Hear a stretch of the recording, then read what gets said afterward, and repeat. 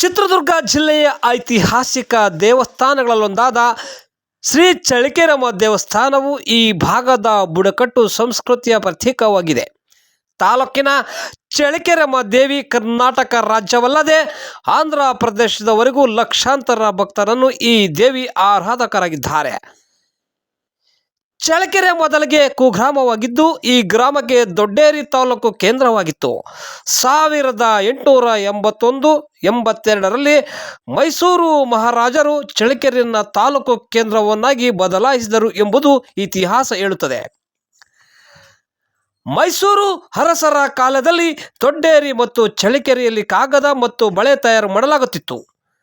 ಈ ಕಾಗದದ ಅಳತೆಗಳಿಗೆ ಗಜ ಎಂದು ಹೆಸರಿತ್ತು ಎಂದು ಪುರಾಣ ಪುಸ್ತಕಗಳಲ್ಲಿ ಉಲ್ಲೇಖವಿದೆ. ಚಳ್ಳಕೆರೆಗೆ ಪುರಾತನ ಹೆಸರು ಹೋರಗಲ್ಲು ಪಟ್ಟಣ ಎಂದು ಹೆಸರಿತ್ತು ಎಂಬ ಇತಿಹಾಸ ಇದೆ.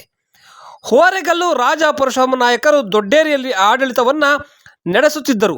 ಆ ಸಂದರ್ಭದಲ್ಲಿ ದೇವಿ ಬಂದು ನೆಲೆ ನಿಂತಿದ್ದಳು ಎಂಬುದಾಗಿ ಸ್ಥಳೀಯರು ಅಭಿಪ್ರಾಯ ವ್ಯಕ್ತಪಡಿಸುತ್ತಾರೆ. ಆ ಸಂದರ್ಭದಲ್ಲಿ ಹೋರೆಗಲ್ಲು ಪಟ್ಟಣ ಈಗಿನ ಚಳ್ಳಕೆರೆಗೆ ಬಂದು ಇಲ್ಲಿ ನೆಲೆಸಿದಳು ಎಂಬುದು ಪ್ರತೀತಿ. ನಗರದಲ್ಲಿ ಹೋರೆಗಲ್ಲು ಎಂಬ ಹೆಸರಿನೊಂದಿಗೆ ವಾಡಿಕೆ ಇದೆ.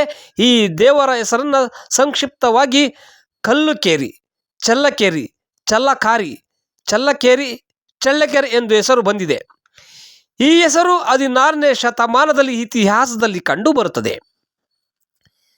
ಇತಿಹಾಸದಲ್ಲಿ ಈ ಸ್ಥಳವನ್ನು ಮಗಧ ಸಾಮ್ರಾಜ್ಯದ ನಂದರು ಆಳಿದರು ಎಂದು ವಿದ್ವಾಂಸರು ಹೇಳ್ತಾರೆ. ನಂತರ ಮೌರ್ಯರು ಆಡಳಿತಕ್ಕೆ ಒಳಪಟ್ಟಿತ್ತು. ಇದು ಸಾಮ್ರಾಟ ಅಶೋಕನ ಆಡಳಿತಕ್ಕೆ ಒಳಪಟ್ಟಿದೆ ಎಂಬುದಕ್ಕೆ ಹಲವಾರು ಉದಾಹರಣೆಗಳು ಇಂದಿಗೂ ಚಳ್ಳಕೆರೆ ಮತ್ತು ಮೊಳಕಾಲ್ಮೂರು ತಾಲೂಕು ವ್ಯಾಪ್ತಿಯಲ್ಲಿ ಕಂಡುಬರುವ ಕುರುಹುಗಳು ಸಾಕ್ಷಿಯಾಗಿವೆ. ಇದಕ್ಕೆ ಗುರುತಾಗಿ ಸಿದ್ದಾಪುರದಲ್ಲಿರುವ ಅಶೋಕನ ಶಾಸನ ಕುಂತಳ ಸ್ವಾಮಿಗಳ ಕೆರೆಗೆ ಕನ್ನಡಿಗರಾದ ಶಾತವಾಹನ ಆಳುತ್ತಿದ್ದರು. ಇದು ಕುಂತಳ ಸೀಮೆಗೆ ಸೇರಿತ್ತು. ಕದಂಬರು, ಮೌರ್ಯರು, ಶರ್ಮನ ರಾಜಧಾನಿಗಳಲ್ಲಿ ಒಂದು. ಚಂದ್ರವಳ್ಳಿ ಇದು ಚಿತ್ರದುರ್ಗದಲ್ಲಿದೆ. ಚಳ್ಳಕೆರೆಯೂ ಸಹ ಮಯೂರ ಶರ್ಮ ಆಡಳಿತಕ್ಕೆ ಸೇರಿತ್ತು ಎನ್ನುವುದಕ್ಕೆ ಚಿತ್ರದುರ್ಗದ ಮಯೂರ ಶರ್ಮನ ಶಿಲಾಶಾಸನವೇ ಸಾಕ್ಷಿ. ಕದಂಬರ ನಂತರ ಚಾಲುಕ್ಯರು, ರಾಷ್ಟ್ರಕೂಟರು, ಪಲ್ಲವರು, ಚೋಳರು ಇವರ ಗುರುತು ಪಿ.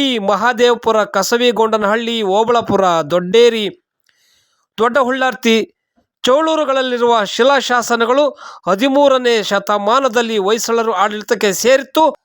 ಆಗ ಅವನ ಸಾಮಂತ ಗದ್ದಿನೊಳಂಬ ಚಳ್ಳಕೆರೆ ಸುತ್ತಲೂ ಪ್ರದೇಶವನ್ನು ನೊಳಂಬವಾಡಿ 32,000 ಎಂದು ಕರೆಯುತ್ತಿದ್ದರು. 14ನೇ ಶತಮಾನದಲ್ಲಿ ವಿಜಯನಗರ ಆಡಳಿತಕ್ಕೆ ಸೇರಿತು.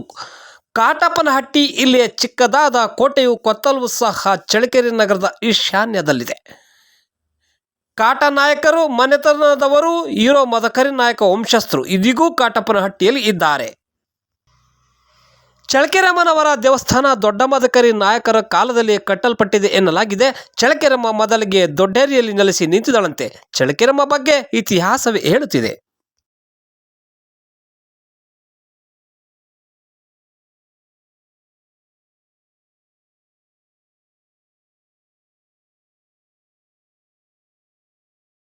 ಮತ್ತು ಚಿತ್ರದುರ್ಗ ಜಿಲ್ಲೆ ಚಳ್ಳಕೆರೆ ನಗರದಲ್ಲಿದ್ದೀವಿ. ಇದು ಇತಿಹಾಸ ಪ್ರಸಿದ್ಧ ಚಳ್ಳಕೆರೆಮ್ಮ ದೇವಸ್ಥಾನ.